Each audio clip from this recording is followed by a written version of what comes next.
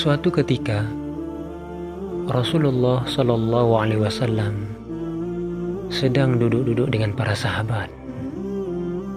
Kala itu Rasulullah sedang menyampaikan wahyu yang disampaikan Jibril kepada beliau dan beliau sampaikan kepada para sahabat. Begitulah kumpulan Rasulullah bersama sahabat di tempo lalu. Beliau menyampaikan ilmu dan sahabat mendengarkannya. Ketika itu tiba-tiba mata Rasulullah tertuju kepada seorang pemuda dari kejauhan. Pemuda tersebut berjalan arah kepada Rasulullah. Maka Rasulullah memperhatikannya pelan-pelan, memperhatikannya dari ujung rambut hingga ujung kaki. Rasulullah mendapati wajah pemuda itu penuh lelah, wajah yang basah dengan keringat yang jatuh membasahi pipi, bahkan membasahi baju. Maka Rasulullah mengira dan menebak, pasti pemuda ini dari kejauhan dan dalam kelaparan yang sangat. Ketika pemuda tadi sampai di hadapan Rasulullah merasa kasihan dengan kondisi si pemuda. Maka Rasulullah berniat untuk memberinya makan, memberinya minum.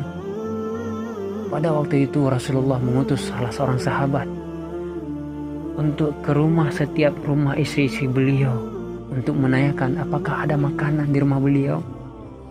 Maka sahabat yang diutus tadi menanyakan ke setiap rumah Rasulullah, adakah makanan untuk menjamu tamu Rasulullah? Maka hampir semua rumah yang didatangi oleh sahabat tadi, yaitu rumah istri Rasulullah, tidak ada makanan sedikit pun, termasuk rumah Aisyah. Maka sahabat tadi kembali kepada Rasulullah dan menyampaikan perihal itu, menyampaikan bahwasanya tidak ada makanan sedikit pun di rumah engkau ya Rasulullah. Maka Rasulullah sejenak berpikir, lantas mengatakan kepada para sahabat, wahai sahabatku, siapakah di antara kalian yang mau menjamu tamuku ini hanya satu malam saja, kata Rasulullah kepada para sahabat. Maka ada salah seorang sahabat yang tidak menunggu lama, tidak melihat siapapun, tanpa berpikir panjang, dia langsung bangun, angkat tangan, ya Rasulullah. Dia mengatakan, ya Rasulullah, aku yang akan menjamu tamumu itu. Aku yang akan memberi makan dia.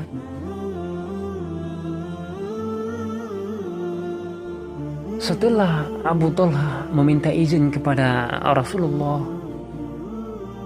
Abu Talha pun mengajak tamu Rasulullah tadi, seorang pemuda, untuk mengikutinya menuju rumah Abu Talha. Abu Talha dengan kegirangan, dengan kebahagiaan, karena ia berhasil menyaingi para sahabat lainnya dalam mendahului untuk menjamu tamu Rasulullah, tamu termulia. Maka ketika sampai di rumah, Abu Talha langsung mengetuk pintu. Tok, tok, tok. Assalamualaikum. Istrinya pun yang solehah langsung menjawab salam. Waalaikumsalam ya Abu Talha. Maka Abu Talha langsung mengatakan kepada istrinya, wahai istriku, hari ini kita akan menjamu tamu mulia, yaitu tamu Rasulullah. Maka keluarkan semua makanan yang ada di rumah kita, jangan sisakan sedikit pun, keluarkan semuanya. Kita berikan semuanya kepada tamu Rasulullah ini. Mendengar penuturan dari Abu Talha, dia merasa kaget, terkejut. Karena kenapa? Karena seingatnya tidak ada makanan di rumah mereka melainkan sedikit, itu pun cukup untuk anak-anak mereka. Coba bayangkan, cukup untuk anak-anak mereka makanan di rumah Abu Tolha. Lantas, apakah Abu Tolha langsung jatuh mentalnya dan tidak jadi menjamu tamu Rasulullah dan mengatakan kepada pemuda tadi, maaf, ternyata di rumah kami hanya sedikit makanan, kamu boleh pulang, kami tidak jadi menjamumu? Mungkin itu akan terjadi di zaman ini. Jangankan memberikan makanan yang sedikit, bahkan ketika dia memiliki yang banyak, harta yang banyak, dia pun akan pelit, akan merasa sangat susah untuk memberikan kepada tetangganya, kepada saudaranya, tentunya saudara seiman. Tapi tidak dengan Abu Tolha. Abu Tolha memiliki ide dan mengatakan kepada Ummu Sulaim, ya Ummu Sulaim, ajak anak-anak bermain, ajaklah mereka untuk bermain, wahai Ummu Sulaim, sehingga membuat mereka terhibur dan mereka lupa akan makan. Maka seorang istri yang soleha, yang taat kepada Allah dan Rasulnya dan taat kepada suaminya, serta merta mengikuti apa saran suaminya, tidak membantah satu kata pun.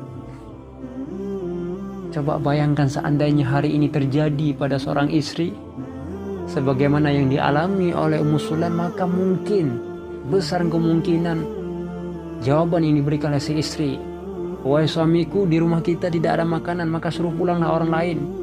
Jangankan untuk mereka, untuk orang lain, sedangkan untuk kita pun gak ada. Ini untuk anak kita, jangan berikan kepada mereka, kasihan anak kita, nanti malam kelaparan. Mungkin ini akan terjadi, wahai sahabatku. Ini akan terjadi. Namun tidak dengan seorang Ummu Sulaim, seorang sahabi yang soleha, yang alim, yang cerdas. Beliau mengetahui bagaimana efek dari menjamu tamu Rasulullah, memberikan makan orang yang safar, orang yang lapar. Maka Ummu Sulaim mengikuti saran-saran yang diberikan oleh suaminya.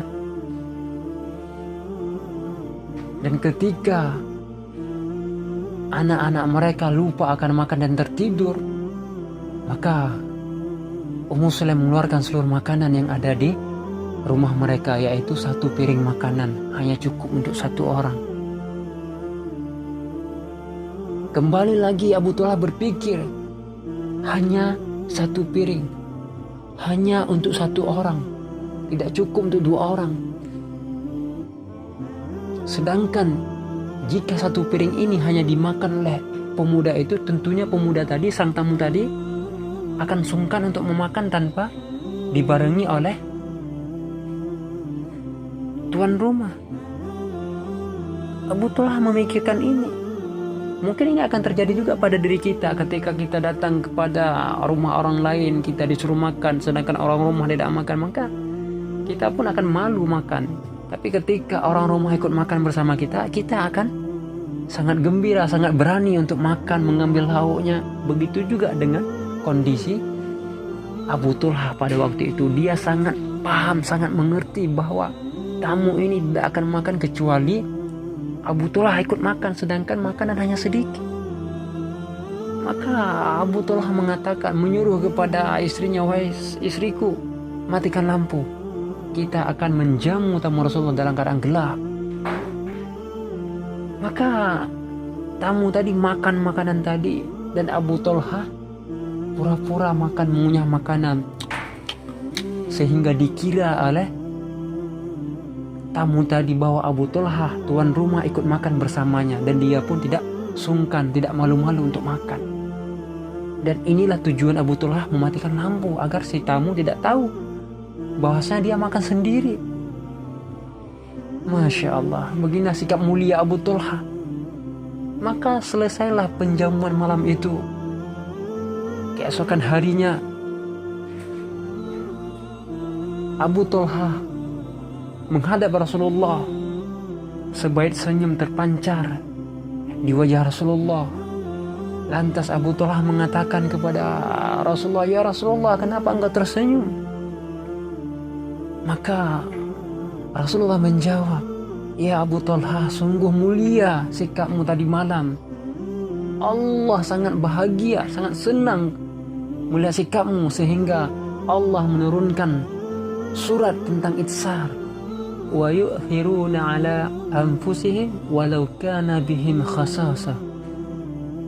Jadi inti ayat ini, mereka membutuhkan apa yang mereka berikan kepada orang lain. Jadi mengutamakan orang lain dibandingkan dirinya sendiri. Jadi beginilah sikap isar yang ada pada diri para sahabat di tempo lalu. Namun sangat disayangkan saat ini, di zaman saat sekarang ini, sifat isar pelan-pelan memudar dan hilang. Maka dari kisah ini mari kita ambil hikmahnya. Kita sindir diri kita, kita tanyakan kepada diri kita, apakah kita sudah pernah berbuat isar, menolong saudara kita, mengutamakan mereka, rela berbagi walaupun sedikit harta kita. Mari wahai saudaraku, mulailah saat ini juga